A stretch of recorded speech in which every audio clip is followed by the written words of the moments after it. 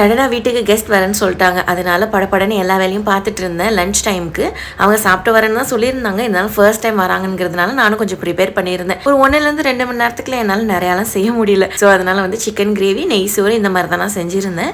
இது next day morning, அதாவது Monday. எப்போதுமே கிச்சனுக்கு வேலை பார்க்க வரேன்னா ரேடியோ ஆன் பண்ணி விட்டுருவேன். டிவி இருக்குது, ஆனாலுமே ரேடியோ ஆன் பண்ணுறதுல இன்னும் கொஞ்சம் நமக்கு யாரோ நம்ம கூட பேசிட்டே இருக்கிற மாதிரி இருக்கும். ஸோ அப்படியே வந்து ரவை கேக் தான் செஞ்சுருந்தேன். இது வந்து நான் இன்ஸ்டால பார்த்த ஒரு ரெசிபி தான். ஸோ நான் ரெசிபி பெருசாக ஷூட் பண்ணல, ஏன்னா ஃபர்ஸ்ட் எப்படி வருதுன்னு பார்த்துக்கலான்ட்டு. நான் வந்து இந்த மாதிரி குட்டி குட்டி மோல்டுலாம் எடுத்திருந்தேன். ஏன்னா அந்த ரெசிபியில் இப்படி தான் பண்ணியிருந்தாங்க.